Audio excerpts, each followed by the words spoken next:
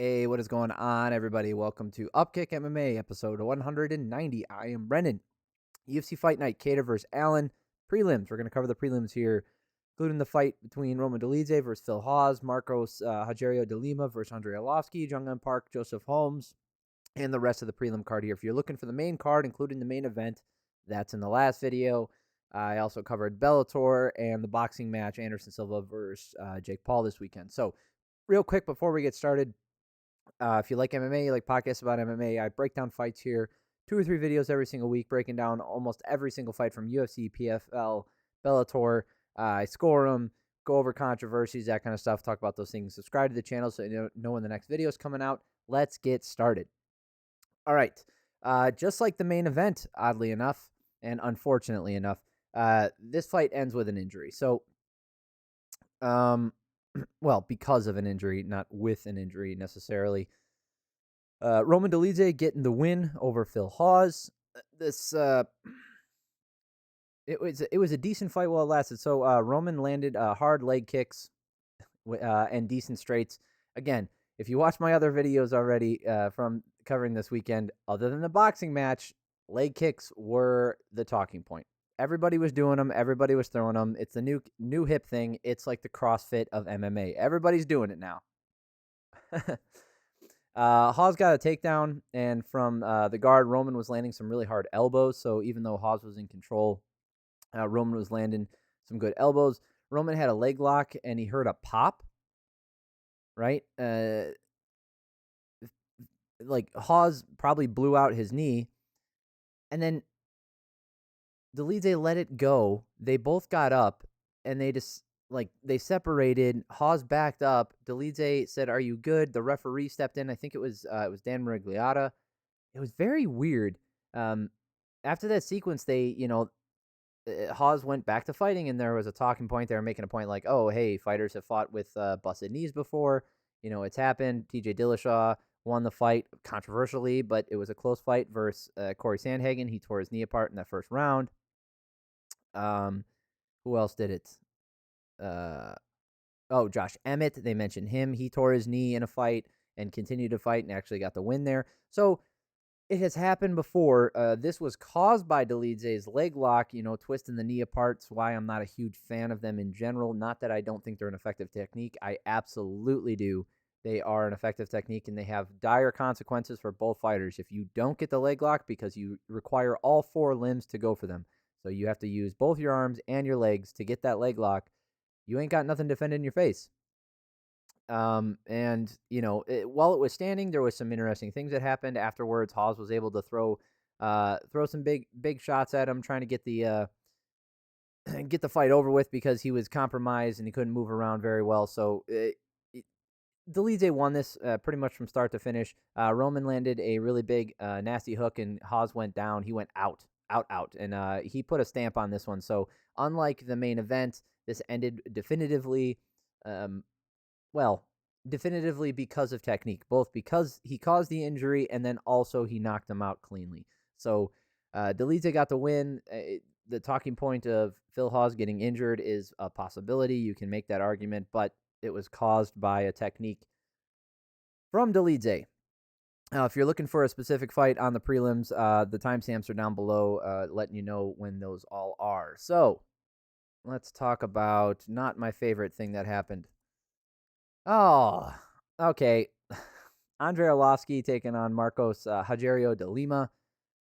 Oh boy, this was unfortunate. So de Lima getting the rear naked choke. He actually Lima landed a left hand that put Andrei down really early, and then Lima got the finish at 150 of that first round. Wasn't much to really go off of here. I'm a huge fan of Andrei Arlovski. I liked him before. I still like him. I've talked about his multiple resurgences. I mean, I don't think he officially retired yet, but anyway, let's look at real quick. I'm going to do this every time, but this time I'm just going to do a speed run, because hopefully I'll get to do this when he officially retires. Look at his first fight in the UFC. November 17th, 2000. Okay? And then all these wins when he was the champion, and then loses the belt, goes on another spree, back in 2008, loses a few, ends up leaving the UFC, comes back in 2014. Actually, his Affliction and Elite XC and Strikeforce ones are all counted here. So he actually left the UFC from 2008 till 2014. He was out of the UFC. He actually fought on PFL predecessor, which was the World Series of Fighting. I remember he lost to Anthony Rumble Johnson. Anyway, he comes back, goes on a 4-fight win streak, and then fights for a title eliminator, basically, against Stipe Miocic, and loses, and then loses to Overeem. And then he loses, five fights in a row. Wins 2, loses a few. Now, he was on a 4-fight win streak here, and yes, it wasn't against the most dangerous opponents necessarily. I mean, they all had their techniques that could obviously put Arlovski out, but he fought very intelligently in the last couple fights, and even in this one, it just didn't work out. Lima just moved forward and worked through the defenses, landed a good shot early, and just was able to get the finish. Andrei Arlovski is quick to tap. I don't think he's a quitter. I think he understands that, especially at this point in his career, he's fought for long enough. He knows when he's compromised. A loss isn't going to hurt his career the way it would have, 20 years ago. So, does he still have the fire in his heart? Does he still have the killer instinct like he used to? Maybe, maybe not. It doesn't matter. The technique that he's developed to lengthen his career and extend his career, going on a 4-fight win streak in this modern era against modern UFC heavyweights, regardless of level of competition, is impressive. I don't want to harp on this too much more because I've already done a deep dive on Andrei Arlovski, talking about how good he was and the fact that he's able to compete for this long, and how without a chin at heavyweight, he's managed to not only, like I said, extend his career, but to do it successfully and mitigate damage and even get in some wars here and there. It's something to be admired, and if you are an aspiring heavyweight, it's something to look to as far as how to extend your career and continue on. So anyway, lots of finishes on this. So there's, it's going to go by pretty quick here. This was not a finish in the first round, so we will have something to go over a little bit. Junyong Park taking on Joseph Holmes, Ugly Man Joe. Interesting nickname. I think it's a little weird, but whatever. Park ends up getting the rear naked choke in the second round, but this first round was relatively interesting. Holmes with some hard leg kicks. Stop me if you've heard this before. He attempted quite a few of them, landed a few of them, used a reaching jab. Park just kept the pressure on this first round. As far as the total strikes go, they were in favor of Holmes, 18-12. Park was not able to corner Holmes very well. He was chasing him a lot. Finally, there was a takedown. It was like half trip, half off balance, but Park got the takedown, got the back, stayed on top, and he had a ton of control time in that first round, 1 minute and 55 seconds. But at the end of the round there, Holmes had 39 seconds of control time. He was able to get back up.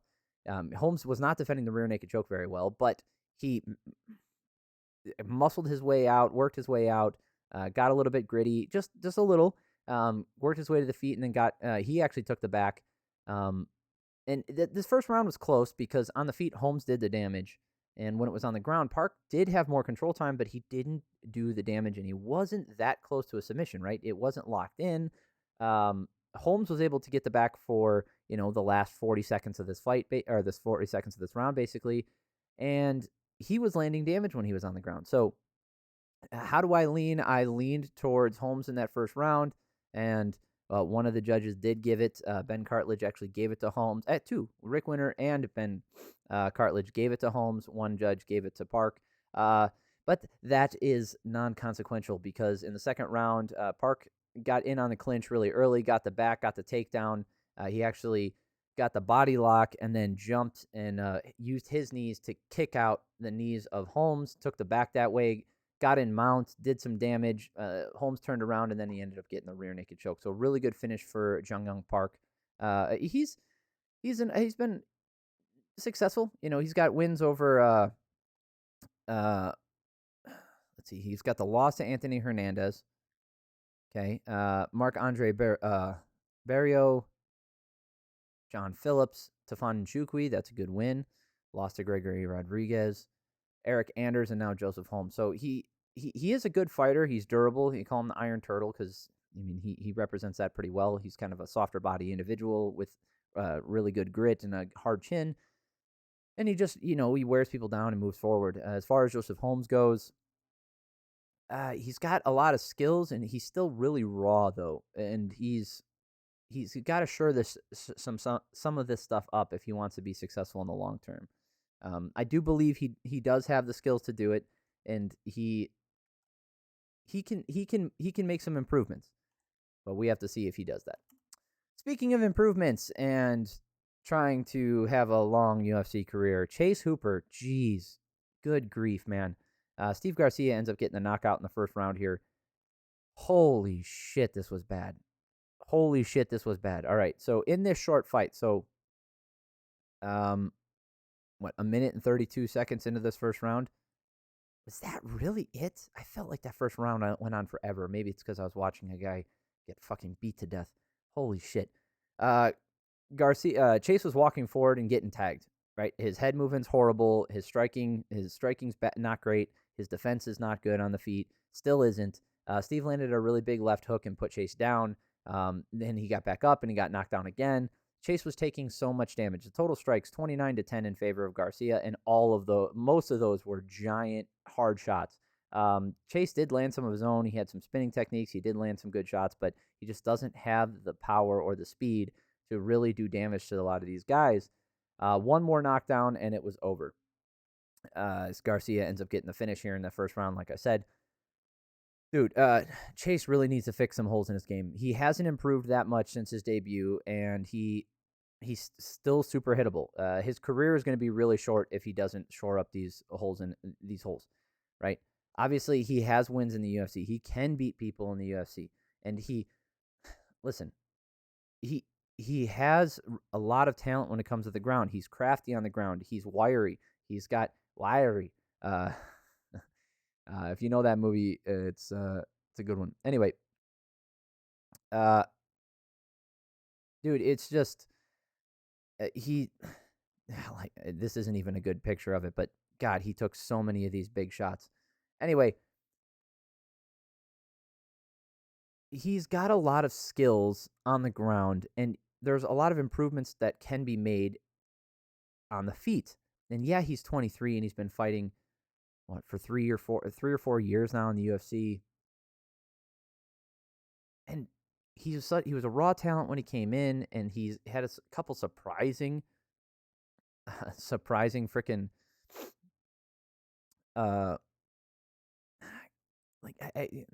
he had surprising wins, and he's had moments, but he's beatable. And the reason he's beatable is because he's hittable, right? We know that. And he takes damage. And then you go down to the ground with him and try to follow him down there, and he weasels his way out of it and gets in good position and then makes you work hard because he's good on the ground. But you can't just take damage. He doesn't have an iron chin. He doesn't have a glass jaw either. I think he takes about as much damage as an average fighter does, or can take about as much damage as an average fighter does. He has above average grappling and horrible striking and horrible striking defense. His striking defense might be the worst part of his game. So he needs to be rolling on the ground. He needs to be diving for takedowns. If he's not great at takedowns, he's got to be crafty with that stuff. He can't try and stand and bang because it doesn't work. It is not a recipe for success. He's going to, like I said, he's going to have a really short career if this is his strategy going forward. Being hittable on the feet is not a good long-term strategy. I know there's exceptions, but those exceptions prove the rule. And a lot of those guys are guys with iron chins who either wear you out with wrestling or can throw back at you and have like an unlimited gas tank as well, right? There's certain things like old Frankie Edgar, right? Darren the Damage Elkins, right? These guys can take some hits, and yeah, they'll wear the damage, but they keep moving forward. They keep pressuring. They have unlimited cardio, it seems, and they just make you work really hard. And then you eventually, some of them take it to the extreme with the Homer Simpson technique. But guys, whoever's running Chase's camps, who is ever in charge of his career development, maybe it's time to take a step back from the UFC. I know that the UFC, the allure of the UFC, the paychecks from the UFC, the popularity that you gain, the notoriety, all that stuff, either take a step back, work your way to fight some really low-level guys in the UFC possibly, leave the UFC, or take some time off and really develop your game. The guy is 23 years old. He has plenty of time to develop physically, mentally. I don't think he's that bad mentally. I don't think he gets broken in there or anything like that. In fact, I think it's the opposite. We've seen him get damaged and still be able to, work for a finish and that kind of stuff. But the technique on the feet, okay? Damian Maia is one of the best examples of a guy who never really developed a great striking game, but he didn't have to. The threat of, and he had decent takedowns, but not traditional double and single legs, but, trips and, pulling guard and sweeps, always trying to get the back, and he was so dangerous on the ground. Damian Maia took some damage in his career, and obviously he got knocked out by like Nate Marquardt, and he's taken big shots before, but that his strategy wasn't walk face first into punches and then hope that he gets hit hard enough that he goes to the ground, and then again hope that someone follows him down there. That's not his strategy. And from what I've seen from Hooper, that's his winning strategy. And yeah, he's got a TKO finish, but that's not. Listen, I'm not trying to be hard on the kid because I think he's shit. I don't think he's shit. I think he has a lot of potential, but he's not going to get that by taking fights in the UFC and taking damage. Right? When you're in training camp for a fight, you're not going to be developing your body because you're not going to be doing weightlifting. You're not going to be doing cardiovascular training the same way. You're not going to be pushing your body to the limits the same way you do when you're not in training camp for a fight. Right? Because you can develop those things. Because when you're in a training camp for a fight, you're specifically training for it, right? So maybe you do develop some, you'll develop obviously because he's so young, and that's just the way the human body works. He's going to develop strength over time. He's going to develop cardio, or keep his cardio base. But you can't take it to the extremes because you're breaking your body down too much, and then your technique is going to suffer. Because you can't focus on everything all the time.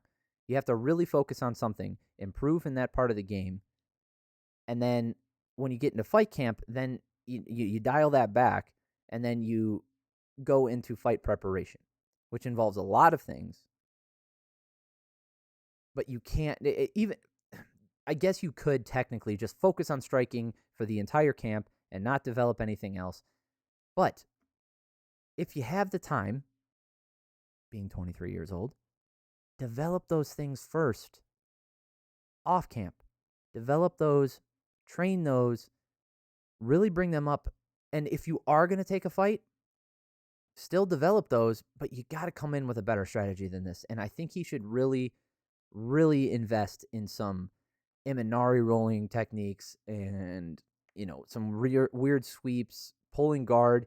Make it boring. Make it, instead of having these, what I would consider exciting fights, getting cracked and then making a comeback, make them boring. Make them boring. Yeah, you're not going to be the most exciting fighter. So what? Dude, this guy is not Sean O'Malley. Sean O'Malley is insane on the feet. We saw it last weekend. He's insane on the feet. He's decent on the ground, but dude, he's a wizard. The flow state that he gets into, the freedom that he has on the feet, it's natural. Chase doesn't have that.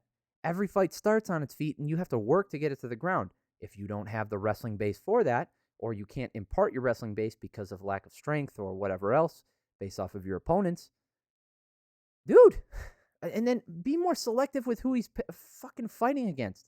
Probably don't go in there against hard-hitting dudes. Maybe put him in there against a point fighter. Maybe put him in there against a guy who's a grappler. Test him that way. Develop those techniques using proper matchmaking and selective matchmaking for him. So whoever his team is, whoever his handlers are, they really need to take a look at what they're doing with this kid, because they're gonna not only ruin his career by doing this, but possibly ruin his life. Right? Taking trauma like this consistently, it's not free. It's not a free ride, man. It's not. Every punch takes something. The bigger the punch, the more it takes. The more punches you take, the less you have. And he's going to pay for it at some point, whether it be in the hospital now, whether it be later in his life with some brain damage. He's going to pay for it. So like I said, this is not to shit on Chase Hooper, because that's not what I'm doing. Right? I like Chase Hooper. I think he's a fun fighter to watch, and that's part of the problem. He needs to be a boring fighter. All right. Let's get to a fight that actually went the goddamn distance. Cody Durden. Cody Durden taking on Carlos Mota. Good fight. It's a little bit grappling heavy, not a ton of striking. Cody Durden getting the decision win here. Good win for him. He made some, I don't know if adjustments or whatever, but basically he took this fight on short notice, and he took the path of least resistance, which was wrestling and grappling, and he just had a lot of control time, and that's how he got the win. So if you look at the striking numbers here, in the first round 9-2, second round 3-3, and the last round 5-7, right? Cody Durden and Mota respectively. So not a lot of strikes, not a lot to break down there. When you talk about significant strikes, obviously on the ground there were a ton more, and most of them coming from Durden. 13, 23, and 15. So in the first round here, Cody landed a huge straight right hand that put Mota down. So that's how he got down there. He didn't go for a takedown. He put him down with a strike. So the damage right there. Cody with heavy top pressure, maintaining control for pretty much the entire round. If you want to look at control time in this first round, 4 minutes and 27 seconds. Cody was the only one who really landed damage in this first round, spent the whole round on top, 10-9. Obviously, Cody and a takedown immediately in the second round. He got it. Cody on top the whole round. Not a ton of damage, but again, Mota did nothing. So 4 minutes and 25 seconds of control time. And then here in this last round, it gets a little interesting. So Mota did. Cody held onto a foot and refused to let go, and manages to get a takedown. Made Mota fall down, off it, lose his balance, then gets on top, and then he ended up taking the back for a portion of this round. He had 3 minutes and 40 seconds of control time in this last round. Mota worked his way out of it, got on top. Cody back in on a takedown after he got up, got on top again with the pressure just nonstop. Mota did work for the finish at the end, and he landed some good awkward shots. So the damage probably went to Mota here in this last round. He did land more significant strikes, like I said, 7-5. He didn't have the control time. Cody took on this, like I said, he took him on short notice, so if it was boring, I understand. This last round, I leaned towards Durden. But not, thinking about, like, Mota did the damage in this last round. I totally understand. If you look at the judges' scorecards here, Tony Weeks and Ben Cartledge both saw it that way, and then Adelaide Bird is the only one who gave Durden that last round. I listen, I don't think Adelaide Bird is a good judge. I've been pretty vocal about that. I think the entire MMA community and boxing community has been pretty vocal about that. I think she sucks. But that one's not that bad. Okay, it's understandable. If you look at a guy who's on his back the entire round, and then they both land strikes when they're in a weird position, and neither one of them is close to a finish, that's fine. It's fine. Again, her and Saul D'Amato, they get a lot of shit. Saul has made good decisions as of late, and no one talks about that, because when you're doing your job as a judge in what people assume to be the correct way, no one's going to say your name, but if you fuck up, that's the end of it. So anyway, not that big of a deal. First fight on the card here, Joshua Weems versus Christian Rodriguez. This fight was a little bit weird. So Rodriguez landed a left hand when Weems jumped in to land something. It was fucking weird, like a side kick kind of. Rodriguez had more traditional style, obviously, a more planted traditional stance, more plotting, keeping his defense high, staying defensively sound. Rodriguez ends up getting an anaconda choke to finish this fight in the first round here. Weems was bouncing around and moving a lot, but he was backed up to the fence. Now, Weems did land a lot of good shots here, and he did win the striking 18-9. Weems turned it around.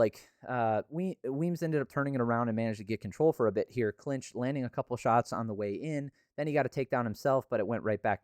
They got right back up. Josh landed the spinning elbow, and then he gets caught and then reversed it. He got reversed on the ground and then got anaconda choke because he landed a spinning elbow. Oh, sorry. Josh got caught when he threw the spinning elbow. Wait, what? No, Christian threw a spinning elbow and got caught. I think I wrote that down wrong. Anyway, they end up on the ground. Rodriguez reverses it and immediately gets an anaconda choke and cinches it up and gets a submission finish. Good win for him.